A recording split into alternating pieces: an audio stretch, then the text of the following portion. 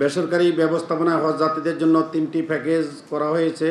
বেসরকারি ব্যবস্থাপনা হজ যাত্রীদের জন্য খাওয়া ও কোরবানি সহ 3টি প্যাকেজ। চাঁদ দেখা সাপেক্ষে আগামী 26শে মে 2026 9 জিলহজ 1447 হিজরি সনের পবিত্র হজ অনুষ্ঠিত হবে। এই বছর সর্বমোট 1,27,198 জন হজ যাত্রী বাংলাদেশ থেকে হজ ব্রত পালন করবেন। সৌদি পর্বের চূড়ান্ত ব্যয়ের হিসাব না পাওয়ায় বিগত বছরের ব্যয়ের ধারাবাহিকতা সম্ভাব্য খরচ হিসাব করে হজ প্যাকেজ প্রণয়ন করা হলো।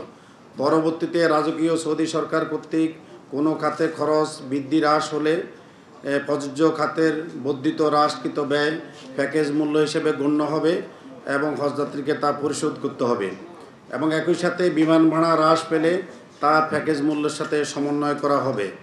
এই বছর কোরবানি সহ কোরবানির অর্থ নুসুক মাসার প্ল্যাটফর্মে পরিশোধ বাধ্যতামূলক হওয়ায় সরকারি ও বেসরকারি মাধ্যমের প্যাকেজে কোরবানির অর্থ অন্তর্ভুক্ত করা হয়েছে। উল্লেখ্য, হজযাত্রীর বিমান ভাড়া বাংলাদেশ অংশের ট্যাক্স ও চার্জ ব্যতীত ধরা হয়েছে। বেসরকারি ব্যবস্থাপনায় হজ যাত্রীদের জন্য 3টি প্যাকেজ করা হয়েছে। বেসরকারি ব্যবস্থাপনা হজ যাত্রীদের জন্য খাওয়া ও কোরবানি সহ 3টি প্যাকেজ। প্রথম, বিশেষ হজ প্যাকেজ যার সর্বমোট মূল্য 7,50,000 টাকা, সাধারণ হজ প্যাকেজ যার সর্বমোট মূল্য 5,50,000 টাকা, সাশ্রয়ী হজ প্যাকেজ যার সর্বমোট মূল্য 5,10,000 টাকা নির্ধারণ করা হয়েছে।